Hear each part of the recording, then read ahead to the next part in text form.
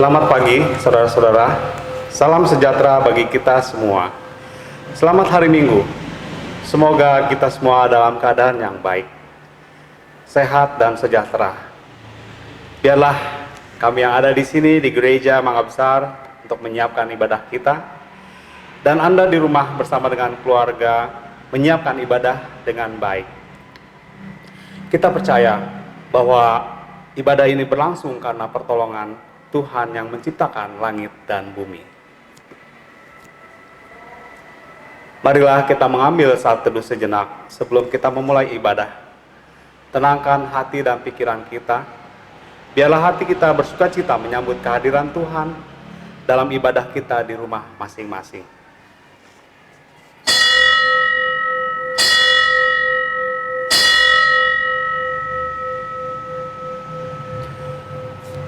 Tema khotbah pada hari Minggu tanggal 9 Agustus 2020 adalah percayalah.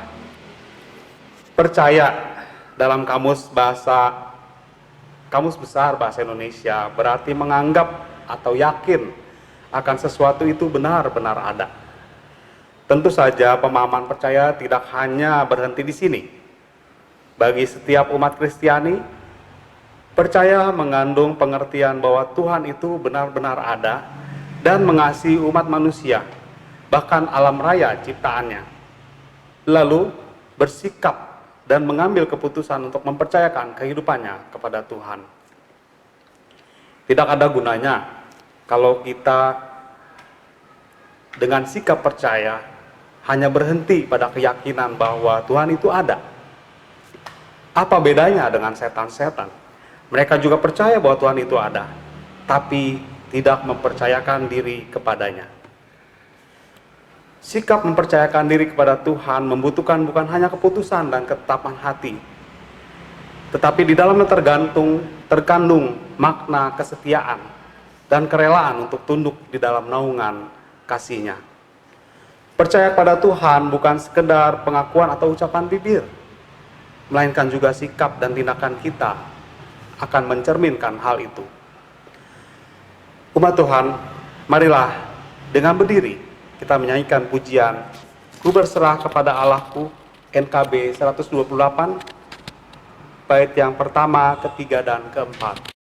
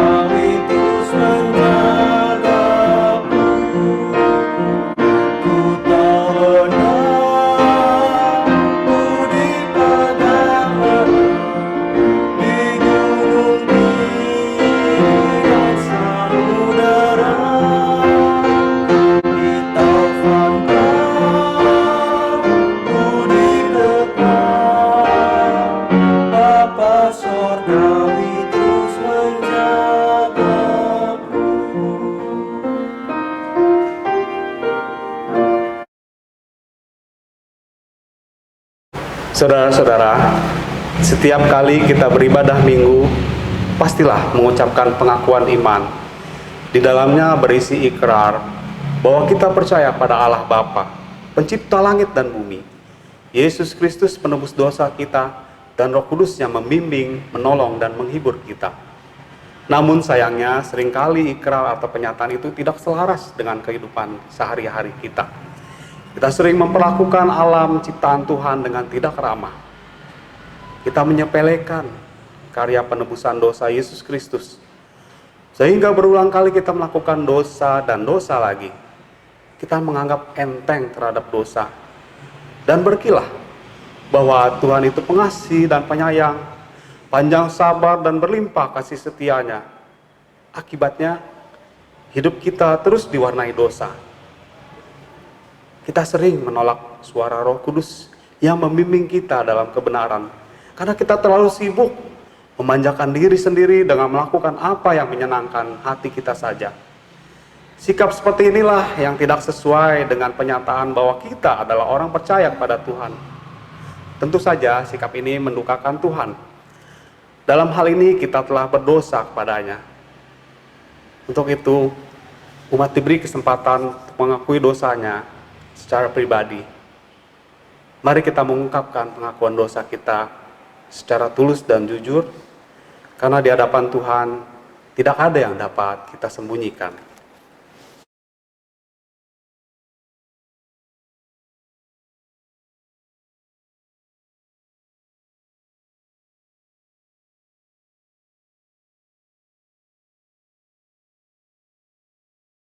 Tuhan, inilah pengakuan dosa kami. Sekiranya Engkau yang mau membuka hati dan pikiran kami untuk jujur di hadapan-Mu akan segala dosa, akan segala hal yang sudah kami lakukan. Biarlah kami sebagai jemaat-Mu ya Tuhan, boleh hidup untuk terus percaya kepada Tuhan dan tidak mengandalkan kekuatan diri kami masing-masing. Ajar kami untuk hidup berpegang pada firman-Mu setiap saat. Inilah doa pengakuan dosa kami yang kami alaskan dalam nama Tuhan Yesus Kristus, yang sudah mengampuni dosa kami, yang di dalamnya kami boleh hidup dan percaya. Amin. Barang siapa mengakui dosanya dan sungguh-sungguh di hadapan Tuhan dan bertekad untuk tidak melakukan dosa yang sama, maka diberi kepadanya berita anugerah yang terambil dari Mazmur 86 ayat 12-13. Berbunyi demikian. Aku hendak bersyukur kepadamu ya Tuhan Allahku dengan segenap hatiku dan memuliakan namamu untuk selama-lamanya. Sebab kasih setiamu besar atas aku, dan engkau telah melepaskan nyawaku dari dunia orang mati yang paling bawah. Demikian berita anugerah dari Tuhan. Marilah umat Tuhan, kita mempersiapkan diri untuk mendengarkan firman Tuhan dengan menyanyikan pujian Hanyalah Yesus Juru Selamat PKJ 126 bait 1 sampai dengan 3.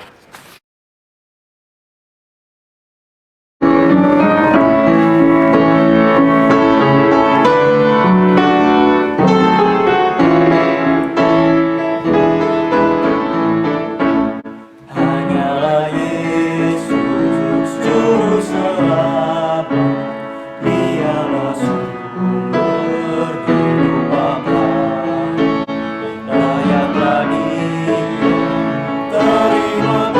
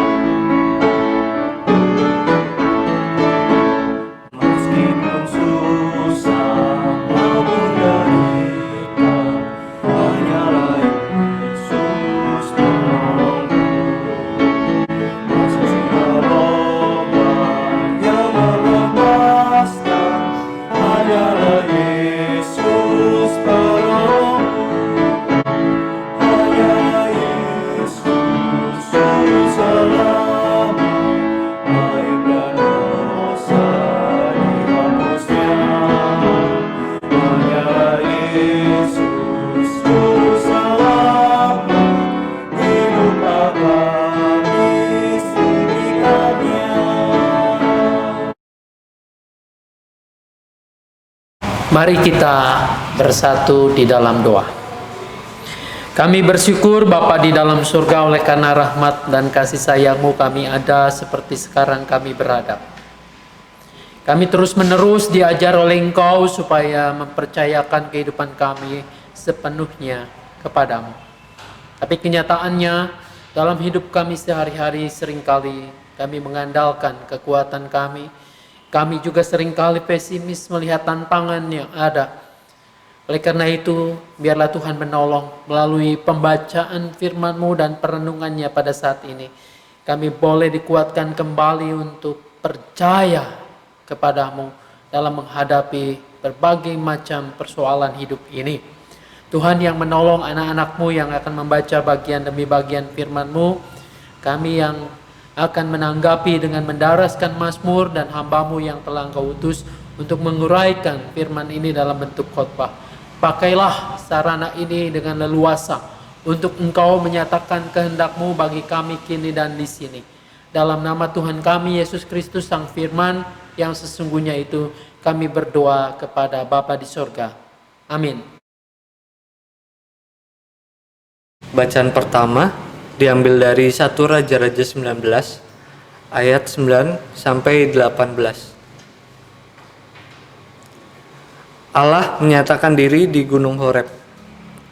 Di sana masuklah ia ke dalam sebuah gua dan bermalam di situ.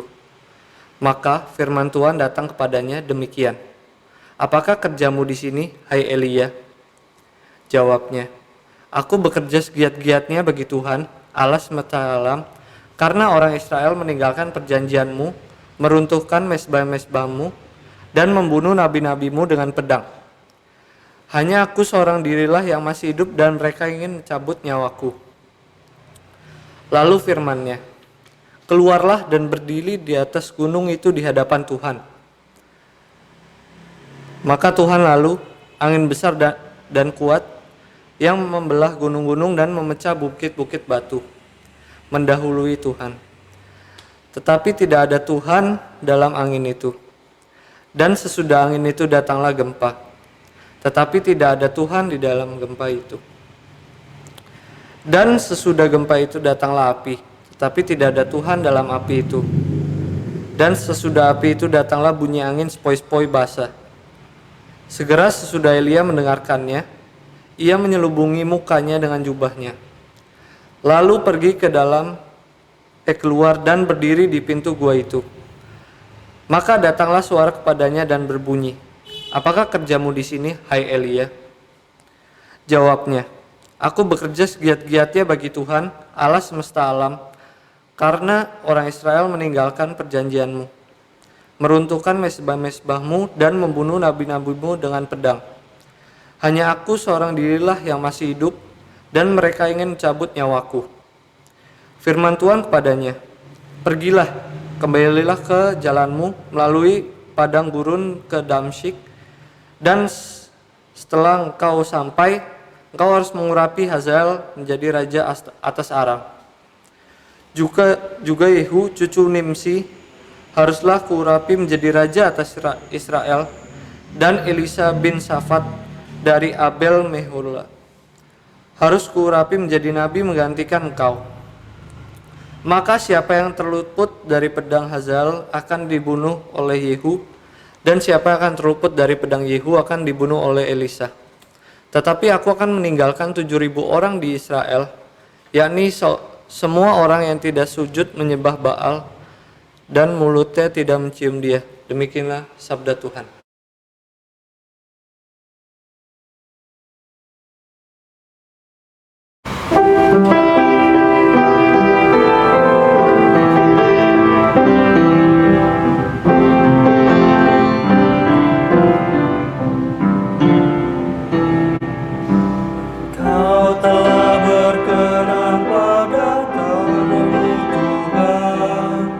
Kau pulihkan keadaannya.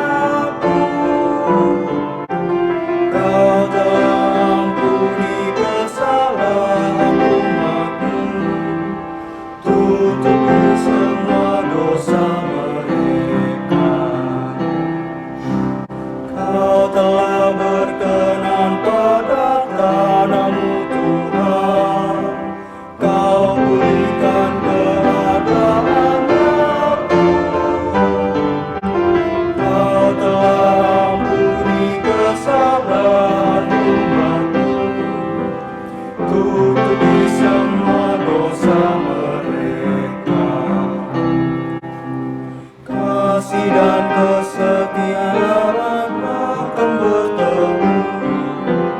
Damai dan keadilan bercium-ciuman. Dari bumi akan tumbuh kesetiaan, dan keadilan menjamur dari langit. Kau telah berkenan pada tanahmu Tuhan. Kau pulihkan keadaannya. Kau telah ampuni kesalahan umatmu. Tutupi semua dosa mereka.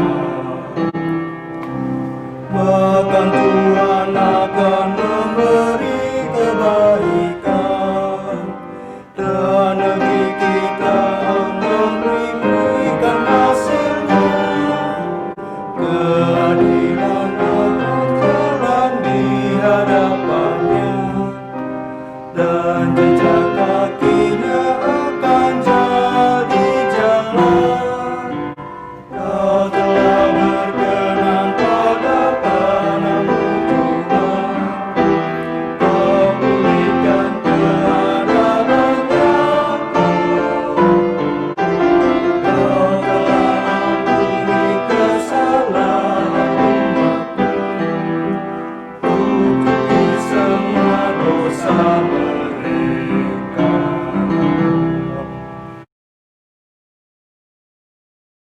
Bacaan kedua diambil dari Roma 10 ayat 5 sampai 15. Sebab Kristus adalah kegenapan hukum Taurat, sehingga kebenaran diperoleh tiap-tiap orang yang percaya. Sebab Musa menulis tentang kebenaran karena hukum Taurat. Orang yang melakukannya akan hidup karenanya. Tetapi kebenaran karena iman berkata demikian. Jangan katakan di dalam hatimu, siapakah akan naik ke sorga, yaitu untuk membawa Yesus turun, atau siapakah akan turun ke jurang maut, yaitu untuk membawa Kristus naik dari antara orang mati. Tetapi apakah katanya? Ini, firman itu dekat kepadamu, yakni di dalam mulutmu dan di dalam hatimu. Itulah firman iman yang kami beritakan, sebab jika kamu mengaku dengan mulutmu bahwa Yesus adalah Tuhan, dan percaya dalam hatimu bahwa Allah telah membangkitkan dia dari antara orang mati, maka kamu akan diselamatkan. Karena dengan hati orang percaya dan dibenarkan, dan dengan mulut orang mengaku dan diselamatkan, karena kitab suci berkata, barang siapa yang percaya kepada dia, tidak akan dipermalukan. Sebab tidak ada perbedaan antara orang Yahudi dan orang Yunani. Karena Allah yang satu itu adalah Tuhan dari semua orang, kaya bagi semua orang yang berseru kepadanya, sebab barang siapa yang berseru kepada nama Tuhan akan diselamatkan. Tetapi bagaimana mereka dapat berseru kepadanya jika mereka tidak percaya kepada dia? Bagaimana mereka dapat percaya kepada dia jika mereka tidak mendengar tentang dia? Bagaimana mereka mendengar tentang dia jika tidak ada yang memberitakannya? Dan bagaimana mereka dapat memberitakannya jika mereka tidak diutus? Seperti ada tertulis, betapa indahnya kedatangan mereka yang membawa kabar baik. Demikianlah sabda Tuhan.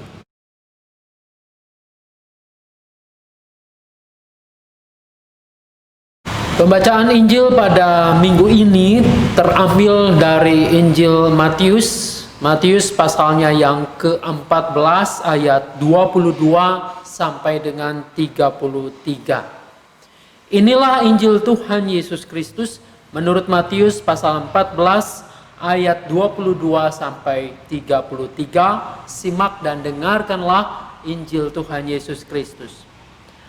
Sesudah itu Yesus segera memerintahkan murid-muridnya naik ke perahu dan mendahuluinya ke seberang.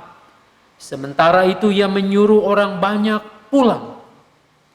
Dan setelah orang banyak itu disuruhnya pulang, Yesus naik ke atas bukit untuk berdoa seorang diri.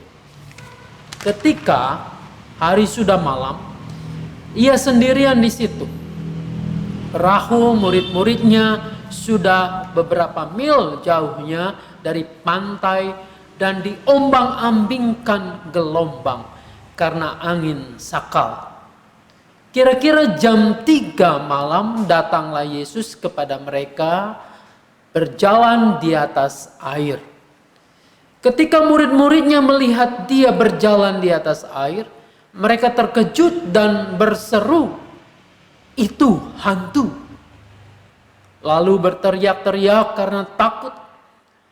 Tetapi segera Yesus berkata kepada mereka, "Tenanglah, aku ini, jangan takut."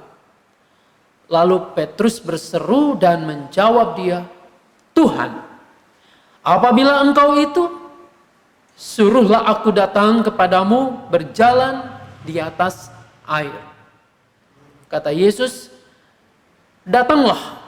Maka Petrus turun dari perahu dan berjalan di atas air mendapatkan Yesus. Tetapi ketika dirasanya tiupan angin, takutlah ia dan mulai tenggelam lalu berteriak, "Tuhan, tolonglah aku." Segera Yesus mengulurkan tangannya, memegang dia dan berkata, "Hai orang yang kurang percaya, mengapakah engkau bimbang?" Lalu mereka naik ke perahu dan angin pun redalah. Dan orang-orang yang ada di perahu menyembah dia, katanya, "Sesungguhnya engkau anak Allah." Sampai demikian jauh pembacaan Alkitab, firman Tuhan. Tuhan Yesus berkata, yang berbahagia adalah setiap kita yang mau mendengarkan firman Allah dan memeliharanya. Haleluya. Haleluya, haleluya, haleluya.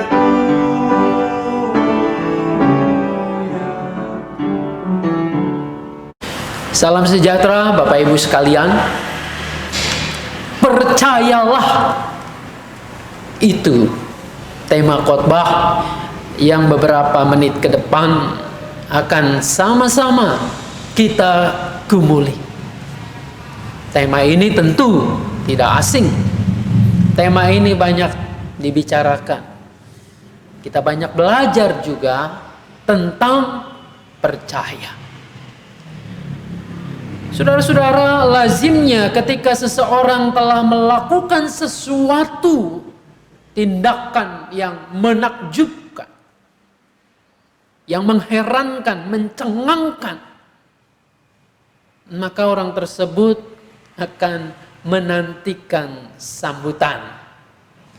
Menantikan sambutan, tepuk tangan kah, pujian, dukungan, dan yang semacam itu. Kita bisa lihat kalau seorang akrobator menampilkan sesuatu yang begitu mengagumkan, mencengangkan, mengherankan, segera tepuk tangan akan meriah. Demikian pula seseorang ketika telah pentas musik memperlihatkan kebolehannya, maka di ujungnya itu ia akan mendapatkan tepuk tangan, pujian, dukungan yang meriah. Namun rupa-rupanya ini tidak berlaku dengan Yesus. Saudara-saudara, alih-alih menantikan pujian, ketika ia selesai melakukan mukjizat yang spektakuler, memberi makan 5.000 orang, yang dicatat 5.000 orang laki-laki, padahal ada perempuan, ada anak-anak dan seterusnya, mungkin lebih dari 15.000 orang, hanya dengan 5 roti dan 2 ikan. Ia tidak menantikan sanjungan pujian, melainkan ia segera mengajak para muridnya itu untuk segera pergi, meninggalkan tempat di mana ia melakukan mukjizat itu. Bukankah secara manusiawi ini adalah kesempatan untuk meraih dukungan pengikut yang sebanyak-banyaknya. Tetapi pada saat itu Yesus segera mengajak pergi para muridnya meninggalkan tempat itu. Saudara-saudara, tentu kita bertanya, mengapa Yesus mendesak para murid untuk secepatnya naik perahu, meninggalkan tempat itu, meninggalkan orang banyak itu? Kalau kita meminjam catatan dari Injil Yohanes 6 ayat 5 misalnya, dapat disimpulkan bahwa Yesus berbuat demikian oleh karena orang banyak begitu antusias sehingga mereka mau menjadikannya sebagai raja. Loh, ini kan bukannya sebuah kesempatan yang baik menjadikan Yesus raja. Saudara-saudara, rupanya mujizat penggandaan roti dan juga ikan ditanggapi oleh khalayak ramai orang banyak itu sebagai tanda ini zaman Mesias, tanda bahwa Yesus benar-benar Mesias yang memberi makan, sehingga mungkin saja diharapkan keuntungan materi dari Yesus ini. Mereka menjadikan Yesus sebagai raja roti, raja makanan. Yesus pasti menjamin. Maka mengikut Yesus, mereka percaya akan terjamin soal makanan, soal materi. Mereka tidak akan kelaparan. Kan mudah, tidak usah menanam gandum, tidak usah mengolah menjadi tepung, lalu menjadi roti, menjadi makanan.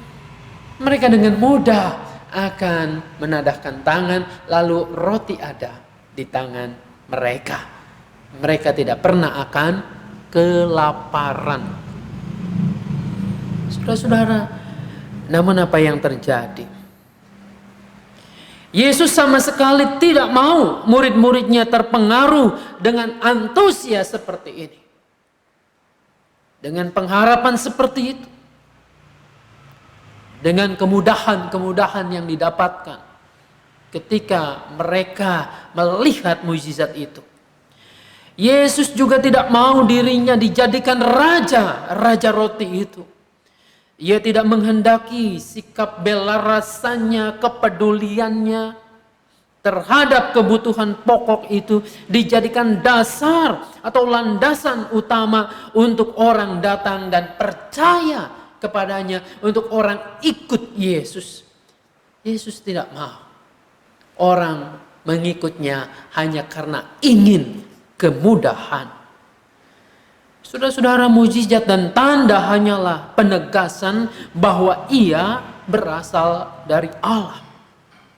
Mukjizat adalah tanda kepedulian Allah kepada penderitaan umat manusia dan dunia ini. Mukjizat bukan landasan orang untuk mencari dan percaya kepada Allah, mencari dan percaya kepada Yesus. Ingat, ketika Yesus diburu, dicari hanya karena ingin keuntungan materi, Yesus segera menghindar. Saudara-saudara, Yesus memisahkan diri dari orang banyak dan dari para muridnya pada saat itu. Ia meminta para muridnya untuk mendahuluinya ke seberang. Sementara ia sendiri naik ke sebuah bukit. Yesus melepaskan diri dari orang banyak dan ia naik ke atas gunung seorang diri untuk berdoa sepanjang malam. Ini mestinya diingat, dicatat oleh setiap pengikut Yesus. Yesus sendiri berdoa menyendiri, bersekutu dengan Bapanya. Bukan 1-2 menit, bukan 5-10 menit, bukan 1-2 jam, tetapi sepanjang malam. Ia bersekutu, ia berdoa kepada Bapanya. Saudara-saudara, berkarya dan berdoa adalah dua hal yang tidak dapat dipisahkan dari kehidupan Yesus. Mestinya berkarya dan berdoa tidak juga bisa dipisahkan dari kehidupan Anda dan saya sebagai para pengikut Yesus. Jadi tidak hanya kita kemudian menantikan segala sesuatu hanya dengan berdoa saja, tetapi juga berkarya. Bukan hanya berkarya saja, tetapi mendoakan karya kita itu. Sementara itu, perahu yang ditunggangi para murid terombang-ambing, diterjang badai, ditiup, dihempaskan oleh angin sakal. Namun saudara-saudara, beruntung mereka karena Yesus datang menjelang pagi itu. Suatu petunjuk yang berdasarkan tradisi perjanjian lama, suatu petunjuk biblis. Di sini dikatakan Allah akan menolongnya menjelang fajar. Ayat-ayat ini bisa kita temukan dalam Mazmur 46 ayat 6, Mazmur 30 ayat 6, dan Yesaya 17 ayat 14. Allah akan menolongnya menjelang pagi. Saudara-saudara, bagaimana cara Yesus menolong mereka? Cara Yesus menolong di luar nalar mereka. Yesus menghampiri mereka dengan berjalan di atas air. Ini hanya dapat dilakukan oleh Allah sendiri. Ia melangkah di atas gelombang laut. Ayat ini juga bisa ditemukan dalam Ayub pasal 9 ayat 8, Mazmur 77 ayat 20, dan Yesaya 43 ayat 16. Saudara-saudara, demikianlah Yesus menyatakan dirinya sebagai anak Allah yang menaklukkan kuasa dan ancaman maut itu. Di pihak lain, bagaimana reaksi para murid? Murid-murid yang kurang percaya ini terkejut dan berteriak-teriak. Mereka mengira bahwa yang mereka lihat itu adalah hantu yang datang sedang menghampiri mereka. Saudara-saudara, Yesus menenangkan mereka dengan menyatakan, memperkenalkan diri. Ini aku, ego, eimi. Aku ada di sini, aku hadir. Saudara-saudara, kalau kita telisik kalimat ego, eimi ini dalam terjemahan Yunani Septuaginta adalah bentuk yang sama seperti Allah memperkenalkan dirinya kepada Musa dalam Keluaran 3 ayat 14 dan Ulangan 32 ayat 39.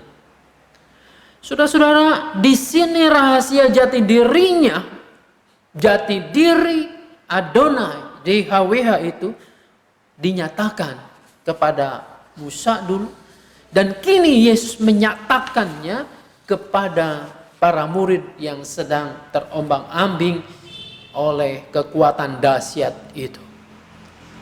Ego, eimi. Lalu Petrus tampil mewakili teman-temannya menanggapi pernyataan Yesus, aku hadir di sini. Saudara-saudara, Petrus menanggapinya, iya, kalau engkau ada, kalau engkau hadir, apabila engkau ada, Tuhan, apabila engkau itu, suruhlah aku datang kepadamu, berjalan juga di atas air ini. Saudara-saudara, dalam hal ini Petrus juga mewakili kita. Para murid yang sedang dalam ancaman maut oleh badai yang bergelora merespon pernyataan Yesus itu dengan sebuah pembuktian. Mereka menuntut bukti. Bukankah kita juga demikian? Dalam badai kesulitan, dalam pergumulan kehidupan kita, dalam suasana yang menyesakkan dada kita, lalu pernyataan Yesus itu sebagai yang ada, yang hadir, kita pertanyakan, iya, apabila engkau ada, lalu Apa yang engkau lakukan? Ini sebuah tuntutan pembuktian. Meminta Tuhan menunjukkan bukti keberadaannya. Meminta Tuhan melakukan hal yang ajaib. Saudara-saudara, dalam kasus ini Yesus menjawab, datanglah. Apa yang dilakukan kemudian oleh Petrus? Saudara-saudara, mulanya Petrus memusatkan pandangan kepada Yesus. Ia memusatkan kepada yang memanggilnya, datanglah. Apa yang terjadi? Petrus berjalan di atas air. Dia bisa melakukan itu. Namun ketika matanya beralih dari Yesus ke angin badai itu yang memukul-mukul permukaan laut, seketika itu juga rasa takut menguasai dirinya. Ia takut akan kuasa maut yang sedang mengancamnya, yang nyata-nyata ada di hadapannya ini. Saudara-saudara, kita adalah Petrus. Betapa seringnya kita berteriak meminta pertolongan dan pembuktian dari kuasa Tuhan. Namun permintaan itu kita tidak barengi dengan sikap fokus, memusatkan hati, memusatkan diri kita kepada Tuhan. Kita lebih memilih dikuasai ketakutan ketimbang diselimuti oleh kuasa Tuhan sendiri.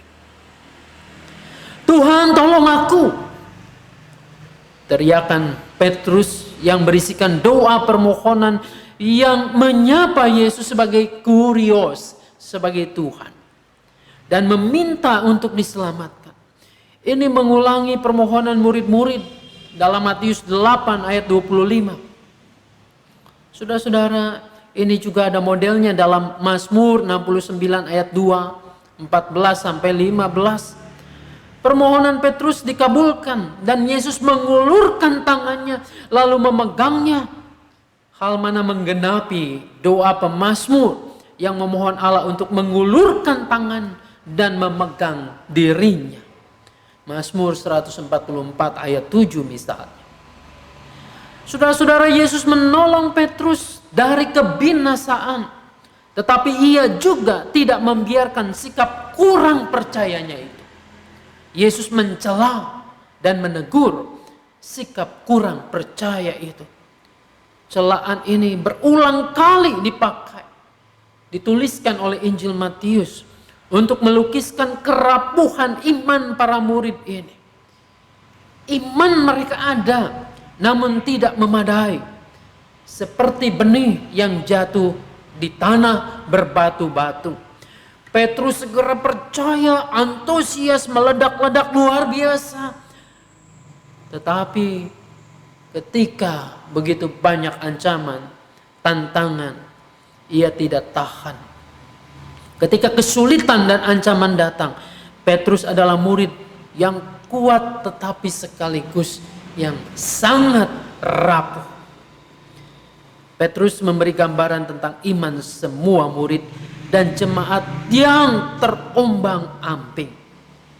Saudara yang dikasihi dan mengasihi Tuhan Yesus, perahu murid-murid yang diguncang oleh angin dan ombak ini mengacu kepada gereja yang setelah kebangkitan Tuhan dalam perjalanan misinya ke seberang mengalami rintangan, ancaman dan penganiayaan. Sehingga umat yang masih kurang percaya menjadi takut, bahkan juga meninggalkan imannya. Dalam krisis itu, Yesus datang mendekat umatnya. Sama seperti yang dilakukan Allah sendiri dengan berjalan melalui air, membawa pertolongan pada waktu pagi. Ia sama seperti Allah yang memperkenalkan diri kepada Musa. Dia yang ada. Yesus pun memperkenalkan diri sebagai ego eimi. Ini aku hadir, aku ada. Ia mengulurkan tangannya dan menolong orang yang berseru kepadanya. Yesus menyatakan diri sebagai Allah yang berkata, Immanuel, sebagai Allah, sebagai anak Allah yang membawa keselamatan untuk umat yang sedang tergoncang. Saudara yang dikasihi dan mengasihi Tuhan Yesus, perahu murid-murid yang diguncang oleh angin dan ombak adalah gambaran kita, gambaran Anda dan saya. Kita yang dihimpit oleh onak duri, oleh lalang, oleh kesulitan-kesulitan hidup. Kita yang sedang mengalami badai kehidupan. Disinilah Yesus menyapa.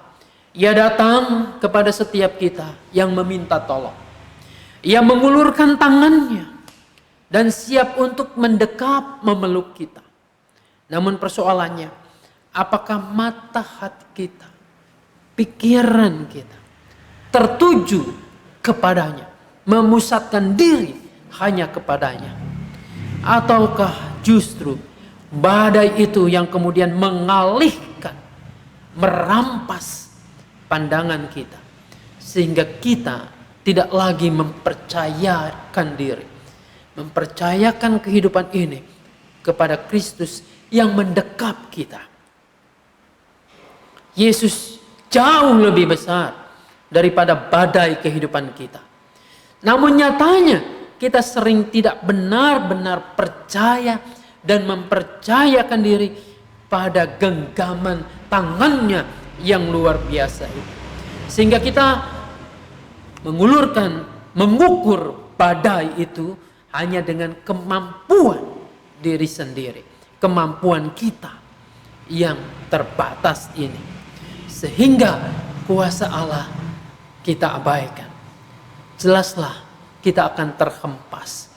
Kita sama seperti Petrus itu yang beralih dari pandangannya kepada Yesus, ia beralih memandang badai itu. Akibatnya tenggelam. Saudara yang dikasihi dan mengasihi Tuhan Yesus, Yesus dari dahulu, sekarang, dan selama-lamanya tetap ada, tetap hadir bagi setiap orang yang masih bimbang dan kurang percaya. Ia terus menumbuhkan iman dan memberikan pertolongannya, maupun juga tegurannya. Mungkin tegurannya itu keras. Ia menyadarkan kita dari ketakutan dan membantu kita untuk mengimani dan menyembahnya sebagai anak Allah. Masihkah kita meragukan kuasa dan kehadirannya? Percayalah, ia dapat melakukan melebihi apa yang Anda dan saya bayangkan. Tuhan menolong, memberkati kita. Amin.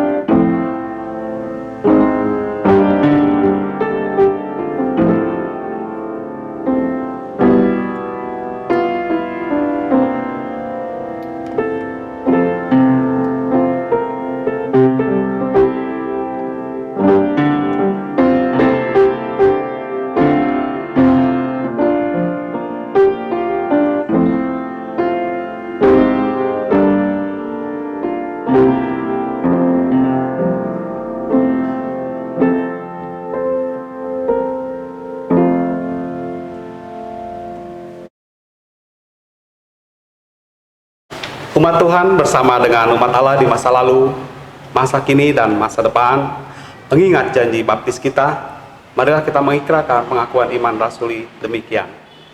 Aku percaya kepada Allah, Bapa yang Maha Kuasa, Khalik langit dan bumi, dan pada Yesus Kristus, Anak yang tunggal Tuhan kita, yang dikandung dari Roh Kudus, lahir anak darah Maria, yang menderita sengsara di bawah pemerintahan Pontius Pilatus, disalibkan, mati dan dikuburkan, turun ke dalam kerajaan. Pada hari yang ketiga, bangkit pula dari orang mati, naik ke surga, duduk sebelah kanan Allah, Bapa yang Maha Kuasa. Dan dari sana ia akan datang untuk menghakimi orang yang hidup dan yang mati. Aku percaya kepada Roh Kudus, gereja yang kudus dan am, persekutuan orang kudus, pengampunan dosa, kebangkitan orang mati, dan hidup yang kekal. Amin. Mari saudara-saudara, kita satukan hati, kita berdoa. Bapa di dalam surga, terima kasih karena Engkau boleh mengingatkan kami kembali. Kami seperti Petrus yang suka meledak-ledak, bersemangat dalam menyatakan iman percaya kepadamu. Tapi ketika kami menghadapi kenyataan yang sesungguhnya, kegetiran hidup, badai kehidupan ini, kami menjadi ciut dan meragukan Engkau. Kami kurang percaya. Oleh karena itu ya Bapa, teguhkanlah iman kami. Berikanlah kepada setiap kami keyakinan iman untuk senantiasa percaya sungguh-sungguh kepadamu. Bapa di surga, kami tetap berdoa untuk keadaan dunia ini, untuk bangsa dan negara kami yang terus-menerus berjuang untuk melewati masa-masa krisis ini. Kiranya juga Tuhan menolong, memberkati. Dan kiranya kami tidak hanya pandai untuk saling menyalahkan satu dengan yang lain, tapi bersatu hati memberikan kontribusi yang baik untuk menolong sesama kami yang pada saat ini mengalami penderitaan ini. Kami bergembira, bersyukur bahwa di sana sini sudah muncul vaksin yang akan digunakan untuk mencegah COVID-19 ini. Tapi kami tetap mendoakan supaya mereka yang memproduksi ini bukan berlomba-lomba untuk mencari nama apalagi keuntungan, melainkan untuk menolong sesama manusia yang menderita ini. Bapa di surga, untuk gereja-gerejamu, kami tahu pada masa-masa ini juga tidak mudah, khususnya untuk mengelola untuk kesehatan bersama-sama. Ketika kami menyiapkan untuk ibadah-ibadah di tempat-tempat ibadah di gereja masing-masing, berikan hikmat yang daripadamu, supaya kami tetap menjaga kehidupan, supaya kami tidak teledor, supaya kami menjaga protokol kesehatan itu. Dan Engkau memberikan kesabaran juga buat setiap kami yang mungkin sudah rindu untuk bersekutu di gereja. Biarlah Tuhan menolong, dan pada waktunya kami akan bersama-sama beribadah.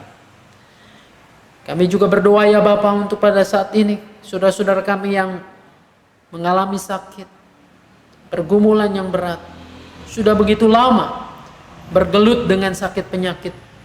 Biarlah tangan kasih-Mu yang terus akan menopang, menolong, bahkan memulihkan. Kami berdoa untuk anak-anak kami yang mungkin pada saat ini sedang mengalami kesulitan di dalam belajar secara online. Tuhan yang memberikan semangat dan juga kemampuan bagi orang tua untuk mendampingi senantiasa.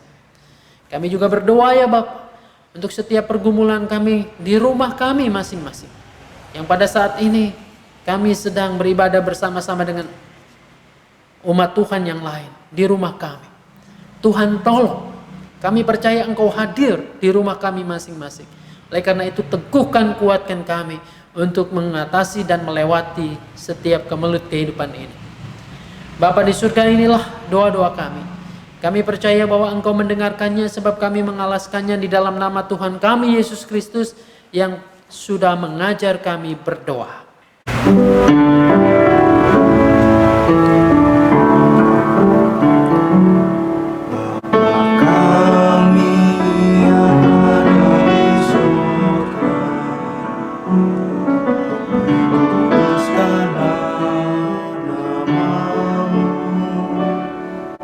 Datanglah kerajaanmu, jadilah kehendakmu di bumi seperti di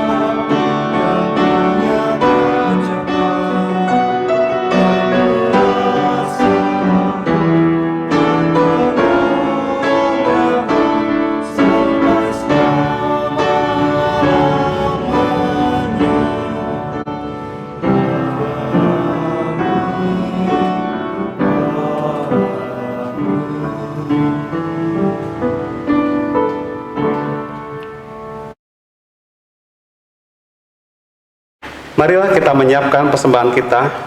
Firman Tuhan yang terambil dari 1 Tawarik 29 ayat 13 sampai 14 mengatakan demikian. Sekarang ya Allah, kami bersyukur kepadamu dan memuji namamu yang agung itu. Sebab siapakah aku ini dan siapakah bangsaku, sehingga kami mampu memberikan persembahan sukarela seperti ini. Sebab daripada mula segala-galanya dan dari tangan mula sendiri persembahan yang kami berikan kepadamu. Dengan landasan firman Tuhan ini, marilah kita membawa berkas persembahan sebagai ungkapan syukur kita kepada Tuhan. Penyerahan persembahan dapat dilakukan dengan cara transfer ke rekening BCA GKI Mangga Besar nomor 6840299 atau saudara dapat memasukkannya dalam amplop, disimpan dalam sebuah tempat, dan nanti ketika kita sudah bisa beribadah di gereja dapat diserahkan di gereja. Mengiringi persembahan, marilah kita menyanyikan pujian Terima Kasih Ya Tuhanku, PKJ 148 bait 1 sampai dengan 3.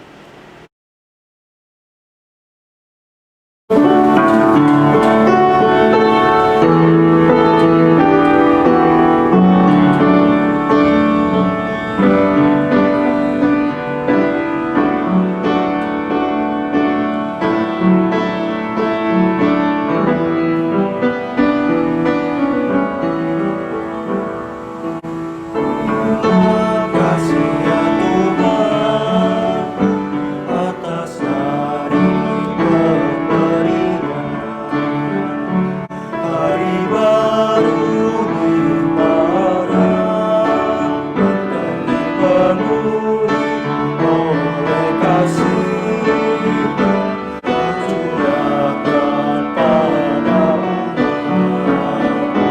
Kau curahkan pada umat.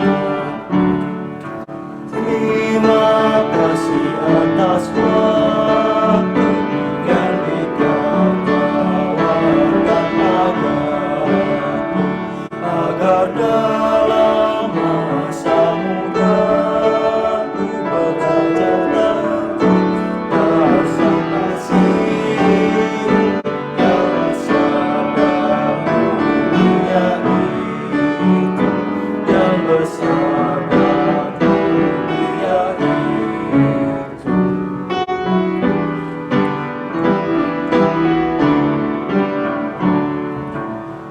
Aku pakai waktu itu melakukan tanggung jawab dan menolong sesama, menurut firman serta karya.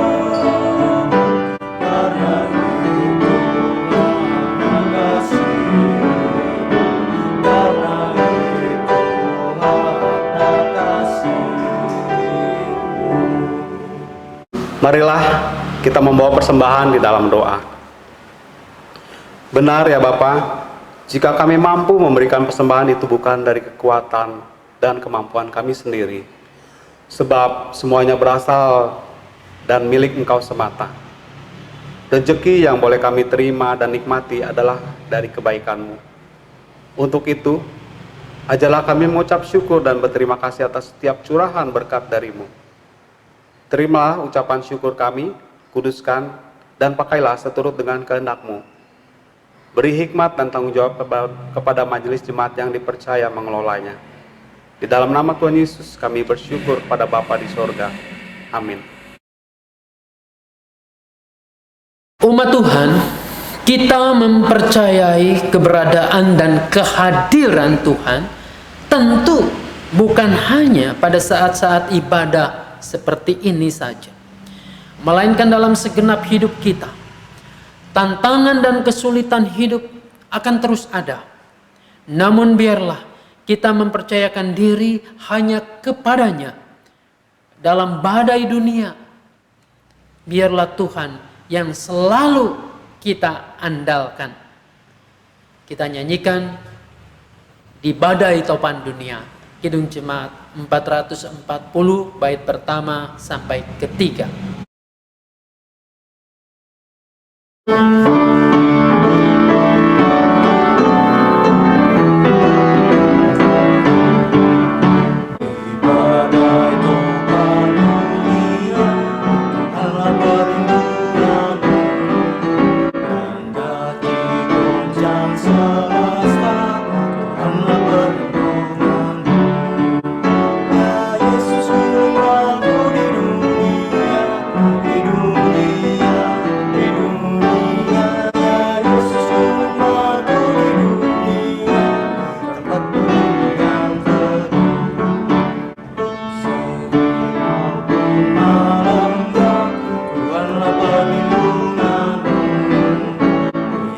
Cahaya takutmu lenyap, Tuhanlah perlindunganku. Ya Yesus gunung batu di dunia, di dunia, di dunia. Ya Yesus gunung batu di dunia, tempat berlindung yang teguh. Dan biar badai menyerang, Tuhanlah perlindunganmu. Badannya kau tetapkanlah, Tuhanlah perlindunganmu. Ya Yesus gunung batu di dunia, di dunia, di dunia. Ya Yesus gunung batu di dunia, tempat berlindung yang teguh. Arahkanlah terus hatimu kepada Tuhan, fokuslah kepada Dia, kembalilah ke dalam kehidupan saudara-saudara, dan terimalah berkat Tuhan. Tuhan memberkati engkau dan melindungi engkau. Tuhan menyinari engkau dengan wajahnya dan memberi engkau kasih karunia. Tuhan menghadapkan wajahnya kepadamu dan memberi engkau damai sejahtera.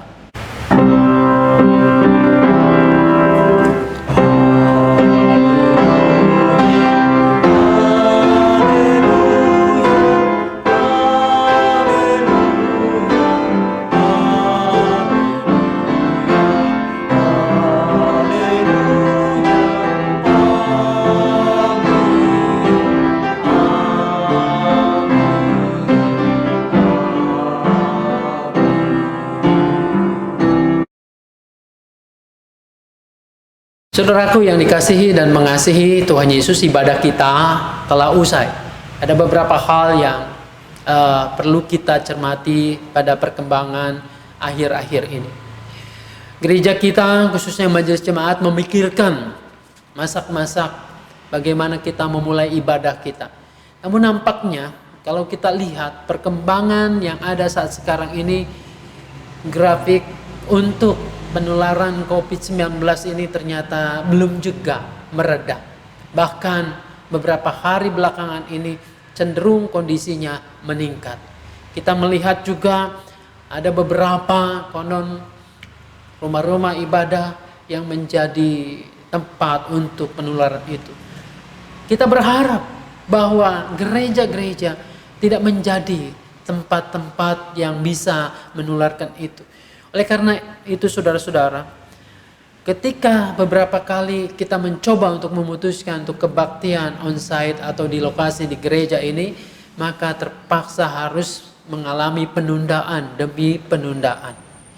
Nah, sedianya juga pada nanti ulang tahun GKI, penyatuan GKI, pada minggu keempat tanggal 23 Agustus itu, kita akan mengadakan rencananya perjamuan kudus. Namun nampaknya hal ini pun harus mengalami kembali penundaan oleh karena tadi, saudara-saudara, hal-hal yang menyangkut kehidupan beribadah kita nanti akan kami terus-menerus informasikan kepada saudara-saudara. Harapan kami tentunya kami di sini senantiasa menjaga diri dan terus-menerus berdoa. Semoga Tuhan menolong kita semua. Tuhan Yesus memberkati kita. Amin.